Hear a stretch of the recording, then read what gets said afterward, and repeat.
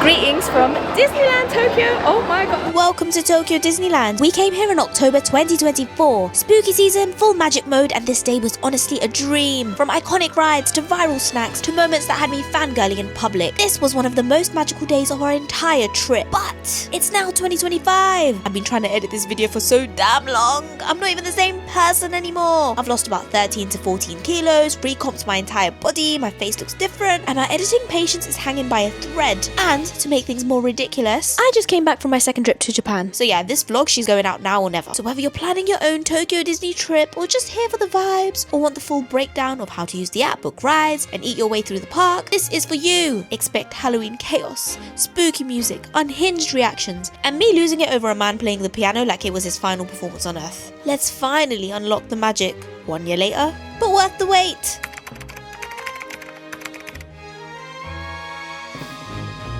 Greetings from Disneyland Tokyo. Oh my god. I'm finally in Disneyland Tokyo. Me and Omar have already been to Disneyland Paris, so if you haven't watched that video, you can go watch it. It's years old. We took a few trains to get here, but it wasn't actually that far. It probably took about just over an hour. There's a special line called the Disney Resort line that takes you to the park itself. It's currently October, so everything in the park is Halloween themed. Normally we like to go to the gift shop at the end once we've toured everything. It's probably the last thing that we do, but I had no Disney headband and I loved me some good Disney ears. They didn't have many that was matching my dress. I was going for Elsa vibes. I tried on another couple blue ones, but I wasn't really feeling them. In the end I went for this. It's got pearls which match my little camera strap. I'm not a big ride person. I come here just more so for the vibes, for all the Disney characters, reliving my childhood, healing my inner child, as you say. Omar's a big ride person. I think today I actually can't afford to abandon him on rides. Oh my god!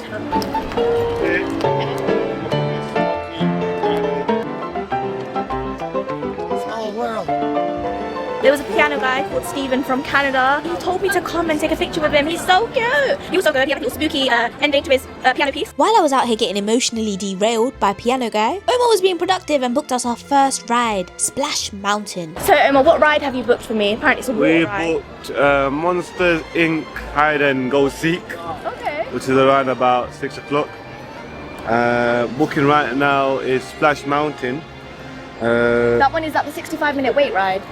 This one's 55 minutes. Okay, not bad. So here's how ride bookings work at Tokyo Disneyland. Make sure you download the official Tokyo Disney Resort app ahead of time. Trust me, it is essential. As soon as you scan your ticket at the park entrance, the app unlocks the option to book priority passes. These are completely free and they act like fast passes if you've ever been to Thorpe Park. They are digital and limited, so timing is everything. Omar had already linked both of our tickets in the app, so he was able to book for both of us in literally 2 taps. Key things to know: you don't get to choose your times. The app gives you the next available slot, and once it's booked, that's it. Pro tip: popular rides like Splash Mountain get booked out early, like gone by mid-morning, so get in fast. When your return window opens, just head to the priority pass entrance, scan the QR code in your app, and skip the main queue completely. Also, once your time slot starts, or 2 hours after your first booking, whichever comes first, you'll be able to grab your next priority pass for your next ride. So it's worth keeping an eye on the clock. This system saves you so much time if you use it right. It just takes a bit of planning, or in my case, marrying someone who does that for you. Omar, you already know what I'm going to ask you to do, right? You're going to be taking my pictures today. One thing I am happy about is that the yen is weak right now, so these ears that would normally cost, I think I bought mine for like 25 euros when I went to the Paris one, about £10.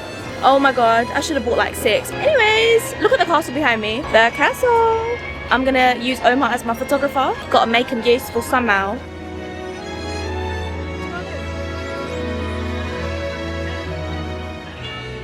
This is the real height difference. I look tired. Indeed we are. The castle is behind me. The parade's gonna start. The next ride we're supposed to go on is a timed entry, so we booked it on the app. I really recommend getting the app. It's got like 2.5 stars, but just get that. When you have a timed entry slot, you can just enter when it's time. There is gonna be a parade going on, so we're gonna go to that side over there where there's a huge crowd already sat down on the floor. Parades are definitely my favorite part of Disneyland.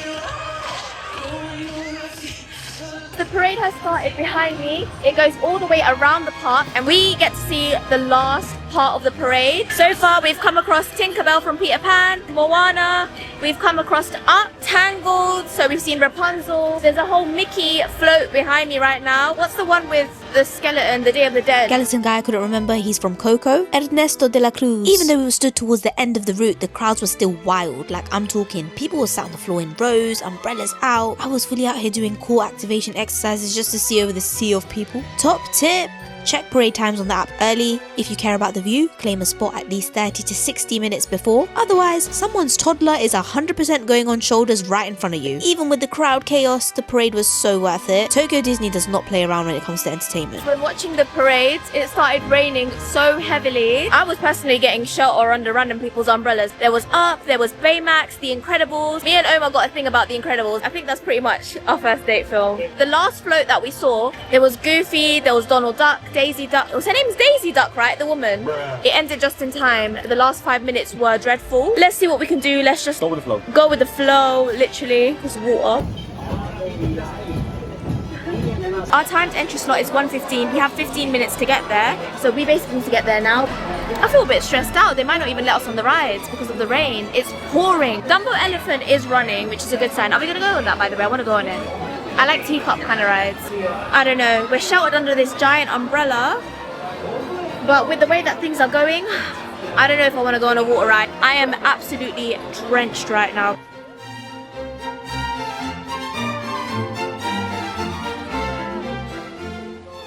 We have made it to Splash Mountain. I can see the ride in front of me. I'm hoping the only scary part is the big drop.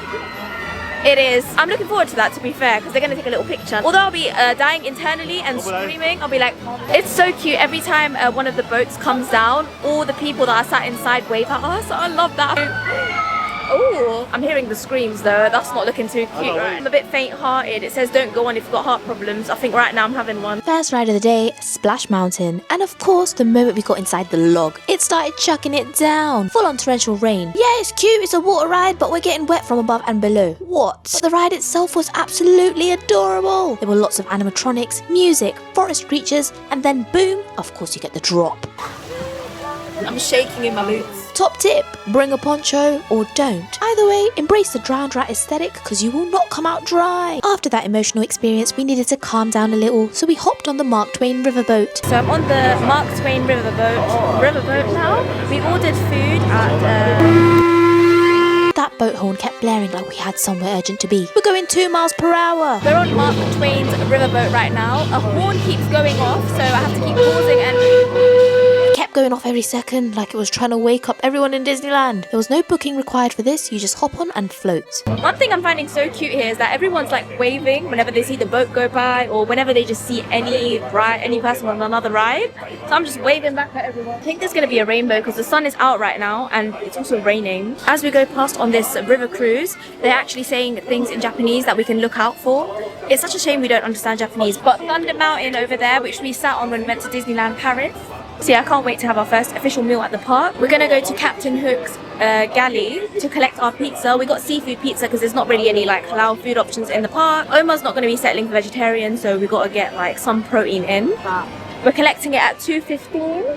I didn't actually think about where this cruise is gonna end because the food place is closed from where we entered. I just don't know where the end point is. Same place. Around. Oh, apparently it goes around, so we should be fine when we go to collect it. It loops you around the water with views of the park from different angles. Very chill, very misty, very am I in a Studio Ghibli scene or in colonial America. Not the most thrilling thing in the world, but it was a perfect break before diving back into the madness. Okay, so if you're Muslim and you're looking for halal options inside Tokyo Disneyland, just know you're not gonna find any. So we went for the safest bet. Seafood pizza. It comes as a set. You get 1 slice, a soft drink, and to be fair, it does the job. But don't worry, there's plenty of sweet treats to keep you going. I had to get a churro. I'm not going to be in Tokyo Disneyland during Halloween and not try the seasonal one, so I grabbed the maple pumpkin churro and baby, it was so good. The pumpkin spice is actually really nice. It's good. One thing I've noticed in Japan, they love their flavoured churros. At every theme park we've been to, they're everywhere. They're not the greasy ones you get in the UK. They're very crispy, very light, and they're not too sweet. So we've had our pizza. There was a Disney Villains parade that was scheduled, but it got cancelled because of the weather conditions. In the meantime, I went and I grabbed some churros for us. They were like pumpkin spice flavoured. actually really nice. They're not too sweet, and for some reason all the churros I've tried in the UK are so greasy and so heavy. These actually, they were crispy, but there was not like oil residue on your lips. That being said, I still didn't eat all of it because I am still tracking what I eat. So had half the pizza, half a churro, and I feel good, like I'm good to go. One thing I really will recommend is getting the set when you do come here, because we went to Captain Hook's galley and we ordered it through the app online. We were able to skip the queues, go at the collection point and collect our food at the collection time, and the set only cost about 800 yen, which is less than £4 each, which is actually so cheap. When we went Disneyland in Paris, I think we spent about 8 quid on one item. Tastes really good as well. Portions are very normal. You're not going to be getting like crazy amounts, but who wants that anyway? You're going to a theme park. The last thing you want is to throw up. Omar is peacefully munching on the spiced pumpkin churros. It is a seasonal thing, and oh my god, 10 out of 10. Really recommend it. I wonder what they're going to do instead of the parade now. The villain's Halloween. The villain's Halloween Frenzy into the frenzy has been cancelled. Announcement just went off. Anyway, we're currently in the queue for Peter Pan's flight. The wait time should be 35 minutes, but to be honest, the queue's actually going by really quickly. A lot of people are dressed up in actual costumes. People are wearing full costumes with wigs and makeup, and they look incredible.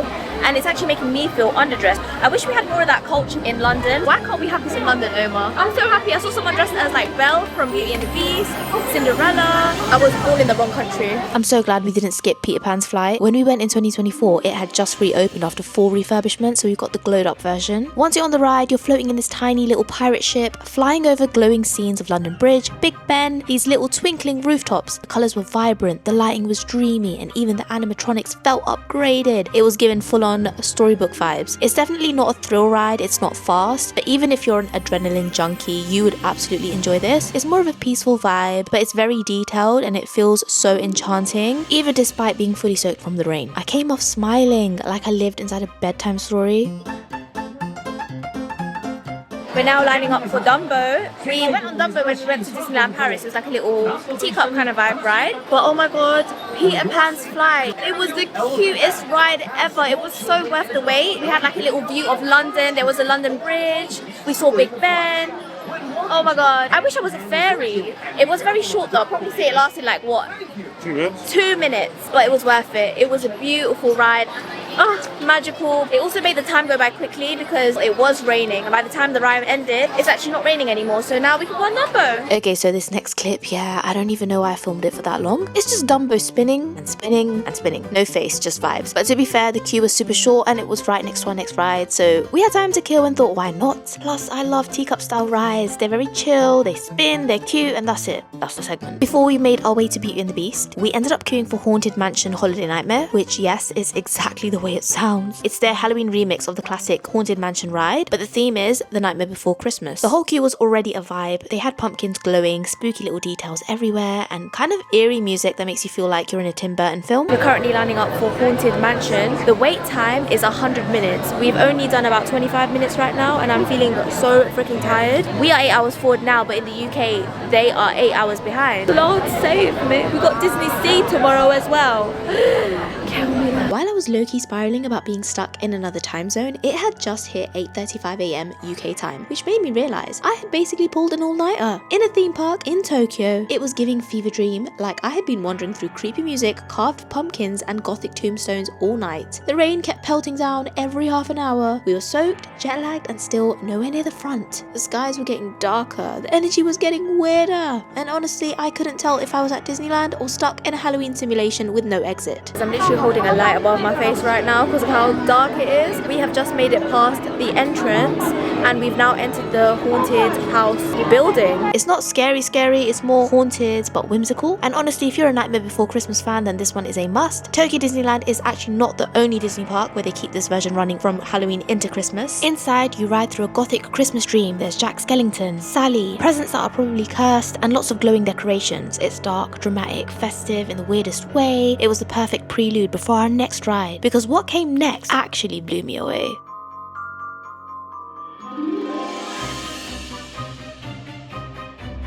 Now this was the ride I'd been waiting for all day long. Beauty and the Beast, the magical story. Our timed entry was for 5:45 p.m, but we turned up at around 4:45 just to get in the line early, and thank God we did. The queue was already wrapped around the castle courtyard, and it only got longer from there. Because it was Halloween, they actually decorated the entire area beautifully, so there was soft lighting, pumpkins, moody vibes. As it got darker, it was giving enchanted autumn evening, like you were genuinely about to walk into a fairy tale. After about an hour, we finally stepped into Beast Castle, and even though we were near the front, there was still another 30 minutes to go, but it didn't feel like that long, because once you're in the castle, it's so atmospheric, it's dimly lit, kind of mysterious, and it really sets the scene. The ride itself is trackless, meaning that there's no rails, and it feels like you're floating through a movie, like you are the camera. So it seems like we're going to be sat inside little teacups, but we're going to be sharing the ride with other people.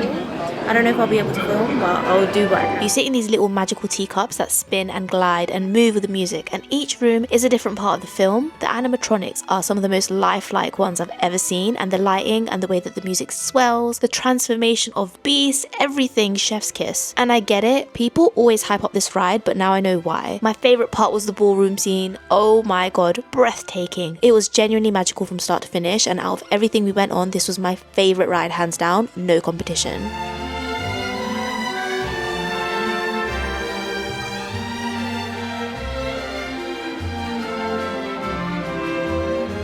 I'm honestly not even over the Beauty and the Beast one. That was the most magical one. It actually makes me feel like, wow, I believe in Disney magic.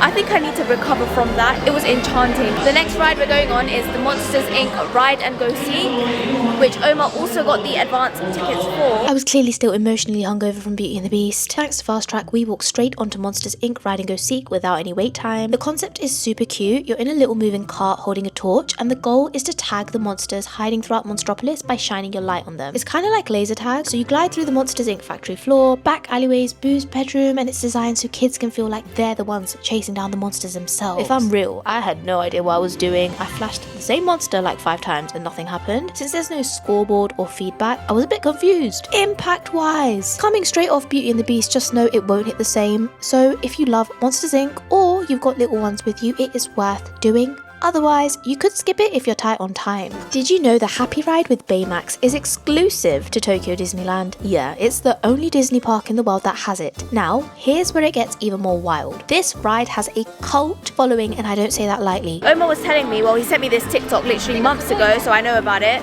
that apparently there's like a cult, you could say. I don't know if that's the right word to use, but there's a cult that literally have annual passes for Disneyland that come there just to watch that part of the song replay again and again all day so they can do the dance moves. Me and Omar had seen a few whispers online about this group of superfans. Apparently they come to Tokyo Disneyland every single day, not to ride, but to dance. So when we finally got in queue, we clocked them outside the ride with full-on choreographed routines to the Baymax soundtrack. They're not cast members, by the way, they're annual pass holders who literally show up daily just to post up by Baymax and dance their hearts out. We're going to try and hype ourselves up because this feels like a drug-fueled rave right now. This shit is like Japan crack. Yeah? I can't explain it. You have to be here. Yeah. But we're gonna get hyped up. We're gonna try to back it. Yeah? Might do some bhangra. We might, I don't know. Okay. Twist the light bulbs or whatnot. Okay. I don't know. Okay. But all you have to do is wave your hands like rapidly, and then sometimes do this, and then sometimes do. Wait, how do you do it? B-A-Y. It's crazy. It is absolutely crazy. I'm actually drained. I'm so exhausted. I'm trying to guess myself up here. I'm trying to do the B-A-Y, whatever it is asking me to do. I'm trying to and whatnot. I need an ounce of crack for this, I swear to God. You're gonna, it's absolutely wild. It's like a club. Now the ride itself, Baymax spins you gently to one of the several upbeat songs, and you never know which song you'll ride to, so it's always a surprise.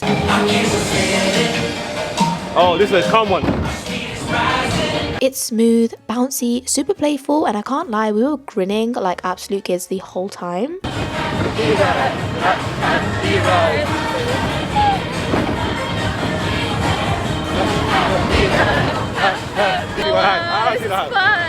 I even tried copying the dancers when I got on the ride at one point, and they saw me and they were kind of low-key waiting for me to keep up because there was a lot going on. Oh, that was fun! Okay, I see the hype now. That was actually fun. I understand that. I see the hype. That was fun. Yeah, that was really fun. Baymax with a cat, Baymax with a bull, or Baymax with ducks? With the ducks.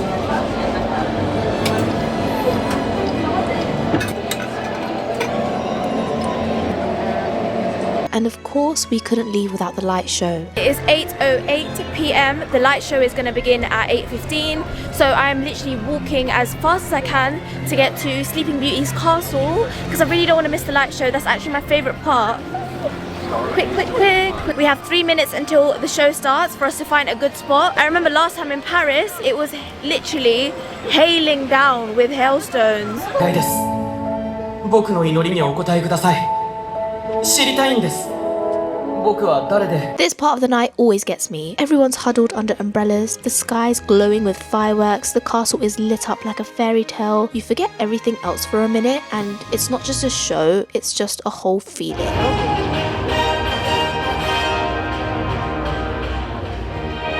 And I left Tokyo Disneyland soaked, exhausted, but so full. So we finally collected our luggage from the luggage storage unit. We're gonna make our way back home. We also went to the souvenir shop just before the light show was about to end because I'm not gonna lie, when we got there, it was packed. Like, we barely got a good view. I couldn't understand anything because everything was in Japanese, but I knew the theme songs. I wasn't connecting with it the way I did in Paris, so I was like, yeah, let's grab our souvenirs and let's go, which is what we're doing now. I'll see you guys tomorrow. Tomorrow we are going to Disney Sea, so I'm very excited about that. I got myself a little Ariel keychain, hint hint. I think that's probably what I'm going to be theming my whole dress for tomorrow, like an Ariel Little Mermaid vibe, but I don't know, we'll see. But yeah, see you guys tomorrow. Hope you enjoyed the vlog. Goodbye.